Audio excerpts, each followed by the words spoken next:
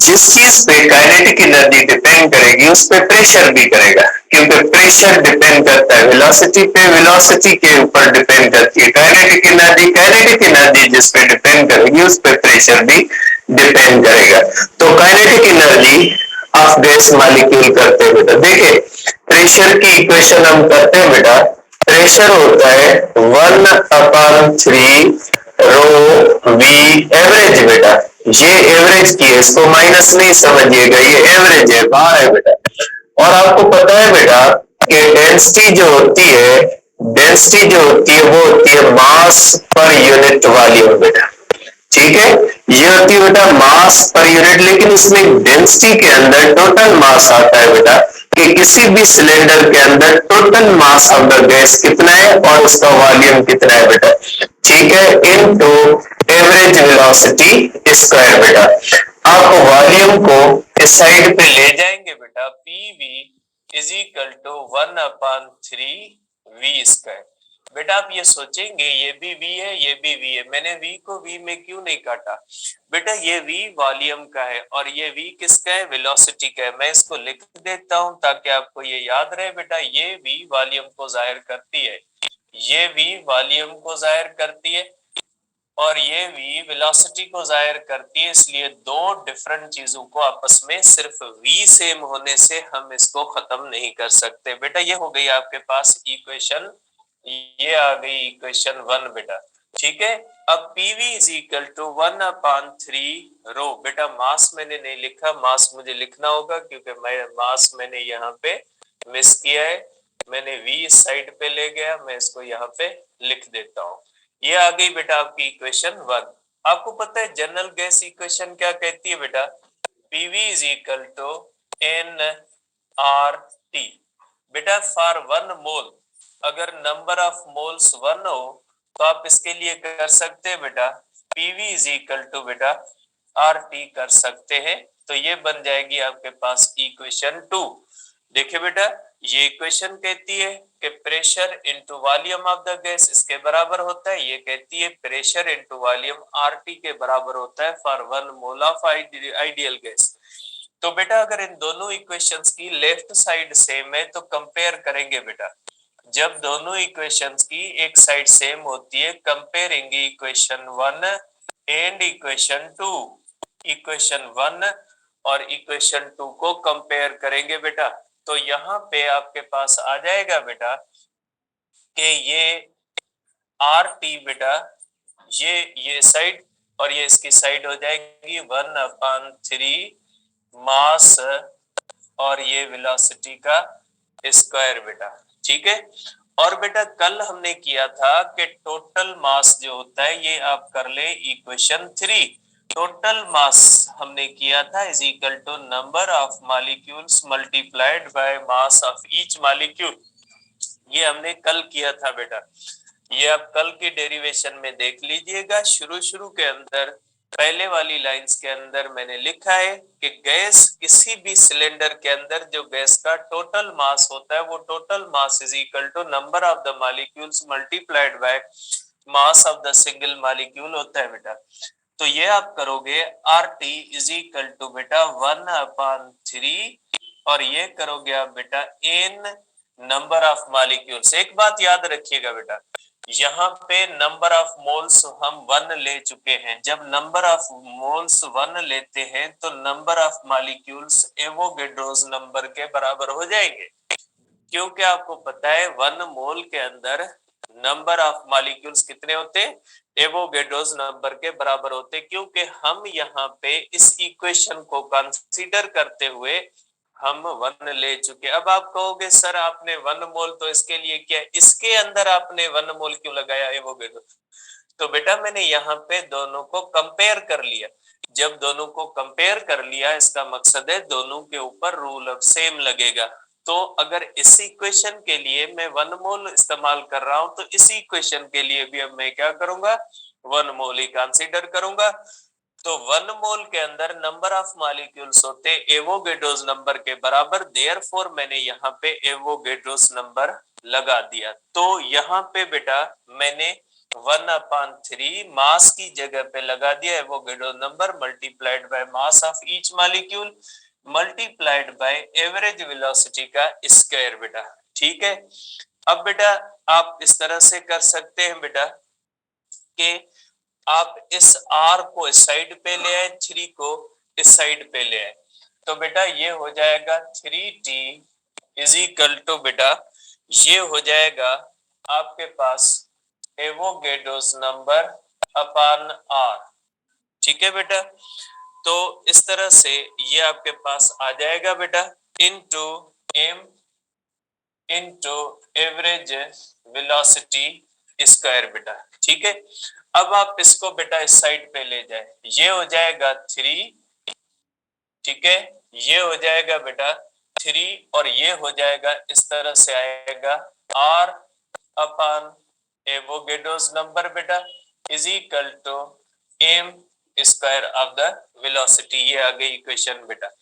आपको पता है बेटा इसको आप कर ले इक्वेशन 4 बेटा। ठीक है, और r अपॉन na, ठीक है बेटा, r अपॉन na जो एक और कांस्टेंट के बराबर होता है जिसको कहा जाता है बोल्ट्जमैन कांस्टेंट बेटा। ठीक है, ये होता है बोल्ट्जमैन कांस्टेंट बेटा। k जो होता है ये r अपॉन na होता है और r अपॉन na को हम एक और कांस्टेंट के बराबर मानते हैं जिसको कहा जाता है बोल्ट्जमैन कांस्टेंट। मैं आपको पहले भी बता चुका हूं कि काइनेटिक थ्योरी ऑफ गैसेस को डेवलप करने में बहुत सारे साइंटिस्टों ने रोल प्ले किया था, लेकिन जो मेजर रोल प्ले किया था वो किया था मैक्सवेल ने और बोल्ट्जमैन ने। मैक्सवेल की फ्री डिस्ट्रीब्यूशंस हैं, मुख्तलिफ इक्वेशंस इसके लिए इस्तेमाल की जाती है, लेकिन आपको पता है कि इतनी एक जो है वो डिटेल के अंदर ये टॉपिक हमारे पास नहीं है, तो इसलिए हम मैक्सवेल की फ्री एनर्जीज वगैरह को, फ्री पाथ्स वगैरह को डील यहाँ पे नहीं करते। तो r अपॉन na एक और कांस्टेंट के बराबर होता है, k की वैल्यू होती है 1.38 है मेरे ख्याल में। ये इसकी बेटा वैल्यू मुझे सही याद नहीं है, आप इसकी वैल्यू जो है वो आपके पंजाब के बुक में लिखी हुई है, मैं आपको बताता हूँ वहां पे। तो ये हो जाएगा बेटा 3t into Boltzmann constant k is equal to हो जाएगा बेटा mv स्क्वायर। अब आप इस तरह से करोगे multiply multiply half on both sides बेटा, दोनों साइड पे 1/2 को मल्टीप्लाई करें आप बेटा। तो क्योंकि मैथमेटिक्स कहती है सेम चीज आप दोनों साइड्स पे कर सकते हैं, तो ये हो जाएगा बेटा हाफ एम वी स्क्वायर। तो आपके पास ये आ जाएगा बेटा 3/2 के टी इज इक्वल टू ये हो जाएगा बेटा kinetic energy of gas molecules के बराबर। आप इसको रीअरेंज कर सकते हैं कि काइनेटिक एनर्जी हो जाएगी बेटा 3/2 के टी। ये इक्वेशन आ गई काइनेटिक एनर्जी की, और ये इक्वेशन कहती है kinetic energy is directly proportional to the temperature. ठीक है, क्योंकि बेटा 3/2 कांस्टेंट है, के बोल्ट्जमैन कांस्टेंट है, और इसके अंदर आप देख सकते हैं r अपॉन na, इन r यूनिवर्सल गैस कांस्टेंट है, एवोगैड्रोस नंबर है, तो k एक ऐसा फिक्स कांस्टेंट बन जाएगा जो नेचर ऑफ गैस पे भी डिपेंड नहीं करेगा, क्योंकि r से ही आता है, और r जो होता है वो नेचर ऑफ गैस पे डिपेंड नहीं करता, यूनिवर्सल कांस्टेंट है। तो काइनेटिक एनर्जी जो होती है वो डायरेक्टली प्रोपोर्शनल हो जाती है टेम्परेचर के। तो आप कहोगे कि प्रेशर डिपेंड करता है स्क्वायर ऑफ द वेलोसिटी पे, और काइनेटिक एनर्जी डिपेंड करती है टेम्परेचर पे। तो जाहिर सी बात है टेम्परेचर के बढ़ने से मास ऑफ द मॉलिक्यूल नहीं बढ़ेगा, टेम्परेचर के बढ़ने से velocity of the gas molecule बढ़ेगी, तभी काइनेटिक एनर्जी बढ़ेगी।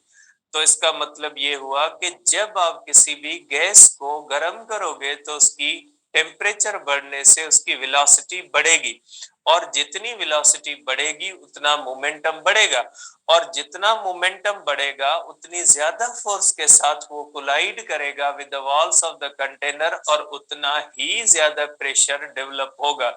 इसलिए जब हम किसी भी सिलेंडर में गैस भर के उसको गर्म करते हैं तो उसका अंदर टेम्परेचर बढ़ता है, टेम्परेचर बढ़ने से वेलोसिटी बढ़ती है, वेलोसिटी बढ़ने से प्रेशर बढ़ता है, और प्रेशर बढ़ने से वो सिलेंडर जो होता है वो अंदर से प्रेशर बढ़ने की वजह से एक्सप्लोजन में चला जाता है। एक्सप्लोजन होता है जिस तरह से बॉम्ब फटता है, उसके अंदर बारूद होता है, उसको आग लगती है, अंदर गैस बनती है, प्रेशर डेवलप होता है, और एक्सप्लोजन के साथ वो बम जो होता है वो फट जाता है। तो ये पूरा प्रोसेस जो होता है बेटा ये प्रेशर से आता है। आप इसको इस तरह से कर सकते हैं काइनेटिक एनर्जी को, ठीक है।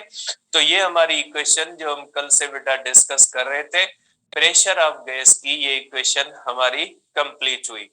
अब हम देखते हैं बेटा कि velocities of the gas molecules को आप किस तरह से जो है वो करते हैं, जिनको कहा जाता है root mean square velocities of gas molecules बेटा। अब हम करते हैं बेटा root mean square, root mean square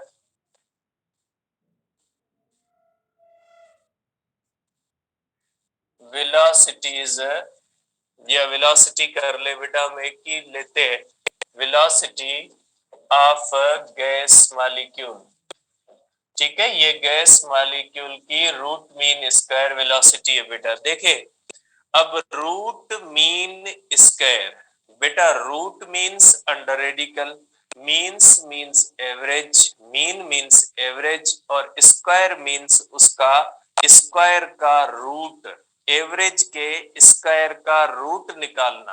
कैसे बेटा, देखे अब देखें, आपको पता है बेटा कि पहली इक्वेशन में ड्राइव करने जा रहा हूं, प्रेशर होता है बेटा 1/3 रो वी स्क्वायर। बेटा ये जो वेलोसिटी है ये मीन वेलोसिटी है, ये मैंने आपको पहले भी बताया है कि गैस मॉलिक्यूल जब किसी भी कंटेनर के अंदर होते हैं तो सब गैस मॉलिक्यूल की वेलोसिटीज एक जैसी नहीं होती, डिफरेंट मॉलिक्यूल्स की डिफरेंट वेलोसिटीज होती है, इसलिए हम एवरेज लेते हैं। क्योंकि काइनेटिक थ्योरी के अंदर जितनी भी अजम्पशंस हैं सब की सब एवरेज प्रॉपर्टीज की बुनियाद पे, क्योंकि सब मॉलिक्यूल जो किसी भी सिलेंडर के अंदर गैस भरते हैं तो सब मॉलिक्यूल की प्रॉपर्टीज एक जैसी नहीं होती है, उनकी प्रॉपर्टीज चेंज होती रहती है, इसलिए हम एवरेज प्रॉपर्टीज लेते हैं, ठीक है। अब मैं इस डिटेल में नहीं जा रहा कि एवरेज से मुराद क्या है, तो यहाँ पे सिर्फ मैं आपको एक एग्जांपल देता हूं कि जब किसी भी कंटेनर के अंदर गैस को भरते हैं तो उसके अंदर velocities of the molecules different होती है, किसी मॉलिक्यूल की वेलोसिटी ज्यादा होती है, किसी मॉलिक्यूल की वेलोसिटी कम होती है, इसलिए हम हर मॉलिक्यूल की वेलोसिटी को कंसीडर नहीं कर सकते, इसलिए हम एक एवरेज लेते हैं कि एवरेज वेलोसिटी सब मॉलिक्यूल्स की ये होगी, उससे किसी की ज्यादा भी हो सकती है, उससे किसी भी कम भी हो सकती है, क्योंकि एवरेज एक ऐसी वैल्यू होती है जो सब का सम करके और नंबर से लेते हैं। जैसे सब्जेक्ट्स के अंदर जब आप एवरेज मार्क्स लेते हो, सपोज करें आपकी एवरेज मार्क्स 80 है, तो इसका मतलब ये नहीं कि आपके सब सब्जेक्ट्स के अंदर 80, इसका मकसद है किसी में 80 से ज्यादा होंगी, किसी से 80 से कम होंगी, तो आपने एवरेज 80 लिया है। तो इसी तरह से ये यहाँ पे जो वेलोसिटी आती है गैस मॉलिक्यूल की, ये एवरेज वेलोसिटी का स्क्वायर है। अगर इस एवरेज वेलोसिटी के स्क्वायर का अगर रूट निकालें तो वो बन जाती है रूट मीन स्क्वायर वेलोसिटी।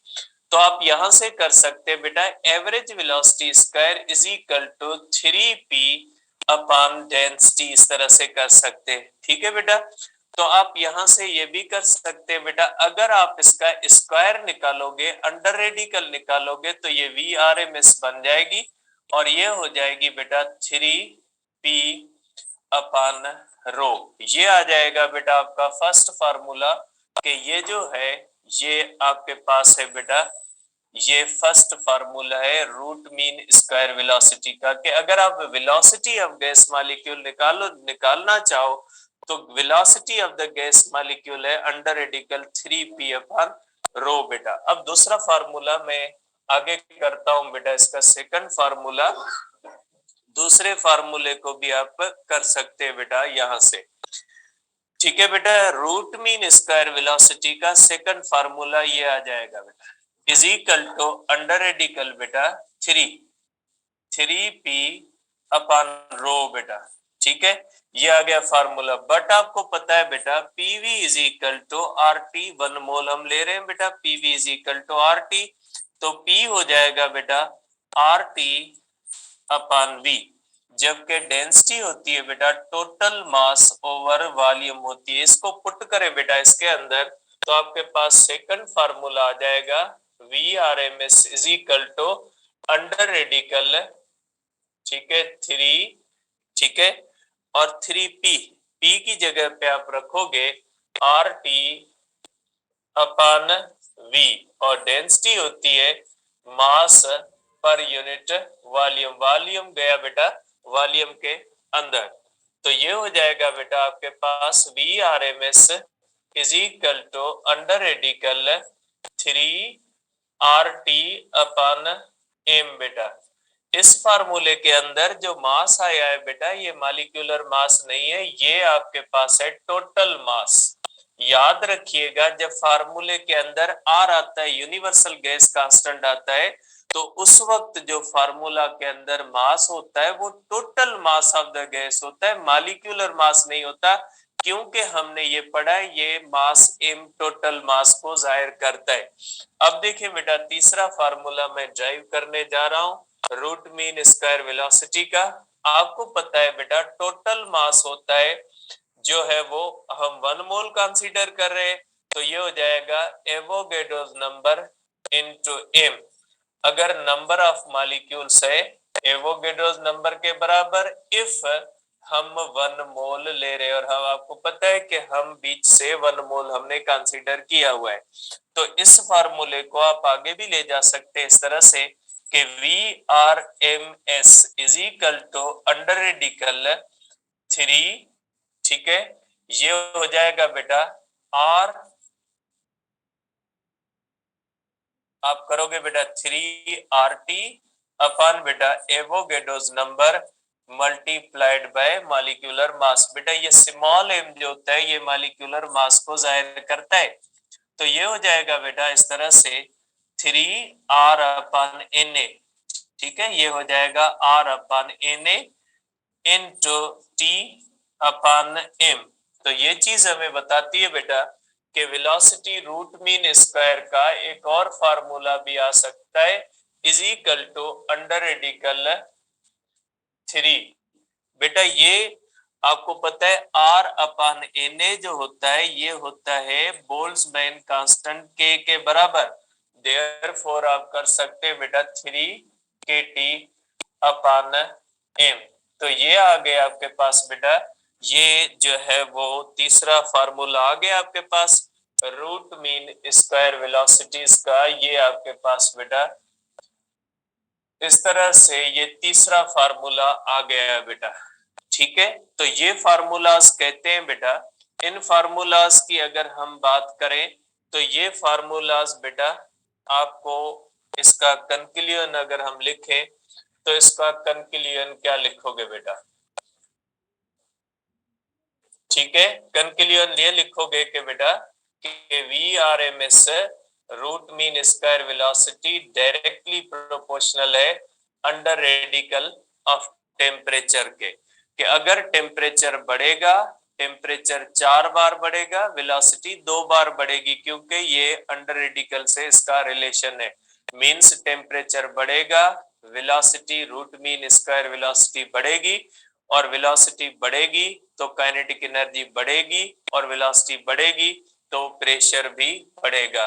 दूसरा कंक्लूजन ये होता है कि काइनेटिक एनर्जी जो होती है वो होती है 3/2kT। तो kinetic energy is directly proportional होती है टेम्परेचर के, और kinetic energy of ideal gas जो होती है वो इंडिपेंडेंट होती है मास के, इंडिपेंडेंट होती है मास के बेटा, ठीक है। ये काइनेटिक एनर्जी जो है इंडिपेंडेंट ऑफ मास के होती है, क्योंकि काइनेटिक एनर्जी जो होती है वो 3/2kT होती है, और k होता है R/Na के बराबर। तो kinetic energy is independent of mass ideal gas के, मॉलिक्यूल के, मास पे काइनेटिक एनर्जी डिपेंड नहीं करती, सिर्फ और सिर्फ किस पे डिपेंड करती है, टेम्परेचर पे डिपेंड करती है। और प्रेशर ऑफ गैस जो होता है, pressure of gas sorry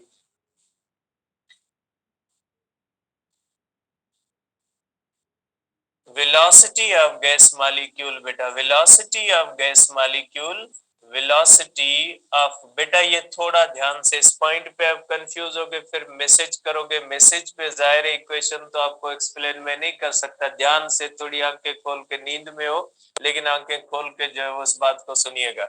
velocity of gas molecule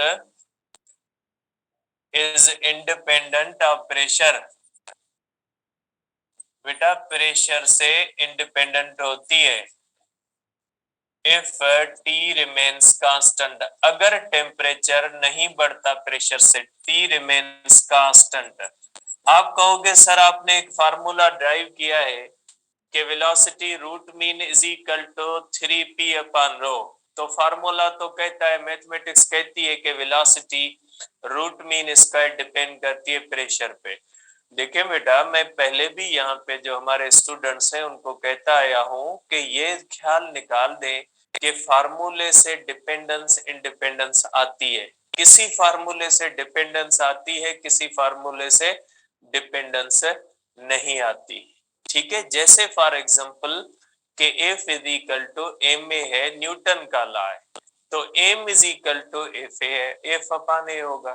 तो आप ये तो नहीं कह सकते कि मास फोर्स पे डिपेंड करता है, मास एक्सीलरेशन पे डिपेंड करता है, ऐसा कह सकते हो आप कि मास डिपेंड करता है फोर्स पे, मास डिपेंड करता है एक्सीलरेशन पे? आप कहोगे ऐसा कि अगर 5 किलोग्राम की बॉडी है उसके ऊपर 10 न्यूटन फोर्स लगाओ और 5 किलोग्राम की बॉडी पे 1000 न्यूटन फोर्स लगाओ, तो कहोगे कि उसके अंदर मास उसका सेम है? जो डिफरेंट है, क्योंकि एक के ऊपर 1000 लगी, एक के ऊपर 10 लगी, तो मास डिफरेंट हो जाएगा।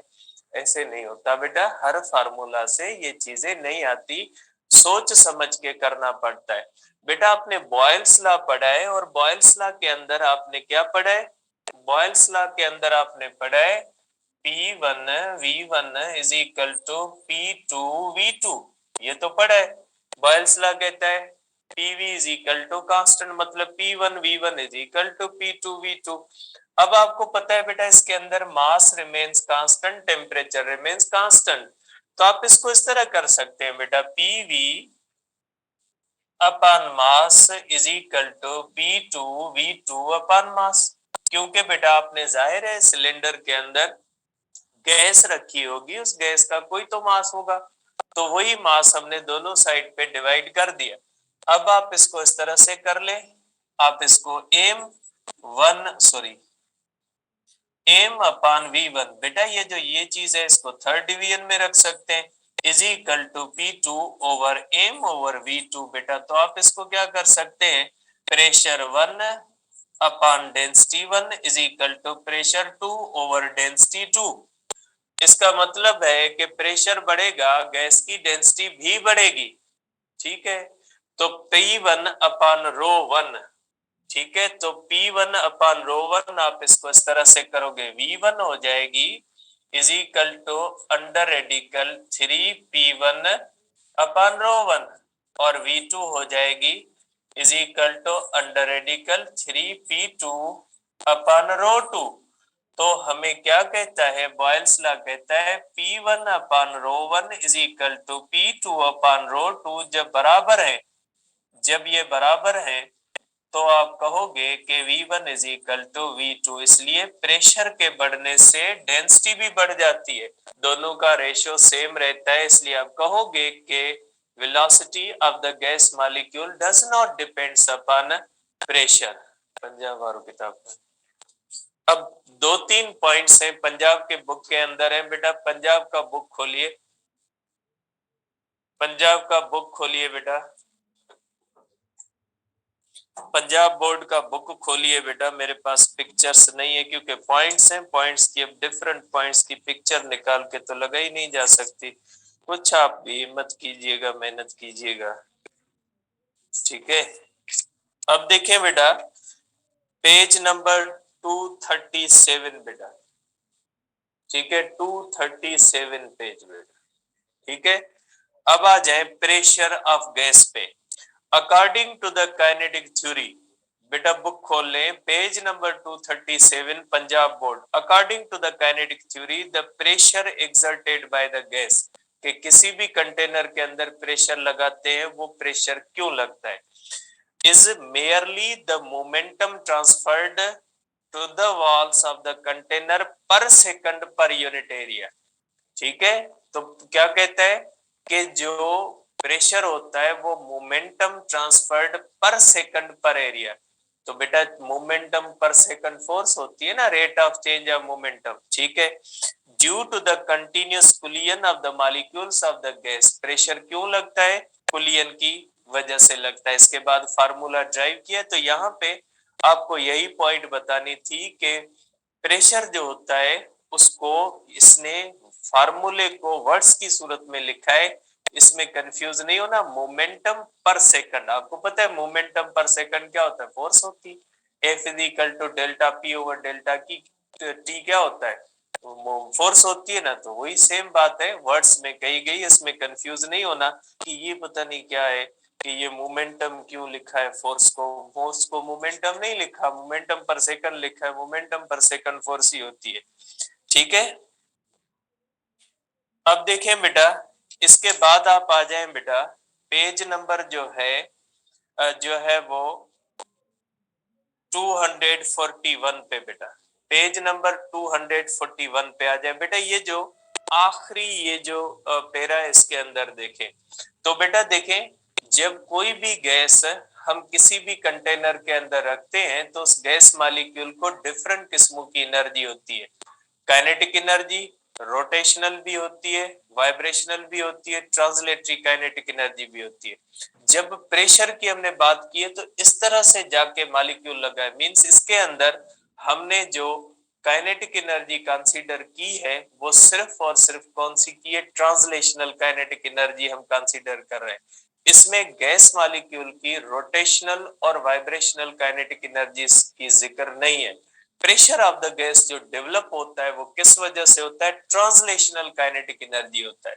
ठीक है, तो क्या कहा गया, while deriving the equation for the pressure we have not accounted rotational and vibrational motion of the molecule, क्योंकि प्रेशर जो होता है वो गैस मॉलिक्यूल की वाइब्रेशनल और रोटेशनल मोशन की वजह से नहीं होता, वो ट्रांसलेटरी मोशन की वजह से होता है। वाइब्रेशनल मोशन, रोटेशनल मोशन जो होती है वो मॉलिक्यूल्स के अंदर होती है, लेकिन वो प्रेशर का सबब नहीं होती। प्रेशर का सबब कुलियन बनती है, और कुलियन किस वजह से होती है, ट्रांसलेशनल काइनेटिक एनर्जी की वजह से होती है। Motion of the molecules except the linear motion, hence pressure exerted by the gas is directly proportional. क्या कहा गया, क्लियर बात कही गई, hence pressure exerted by the gas is directly proportional to the average translational kinetic energy of the gas molecule। तो pressure vibrational rotational kinetic energies की वजह से नहीं होता, प्रेशर ट्रांसलेशनल, क्योंकि प्रेशर कुलियन की वजह से होता है। जब तक कुलियन नहीं होगी मोमेंटम पर सेकंड ट्रांसफर नहीं होगा, मोमेंटम पर सेकंड ट्रांसफर नहीं होगा तब तक प्रेशर डेवलप नहीं होगा। और वो मोमेंटम ट्रांसफर किस वजह से होता है, वो होता है due to the translational kinetic energy. कल डिस्कस करेंगे।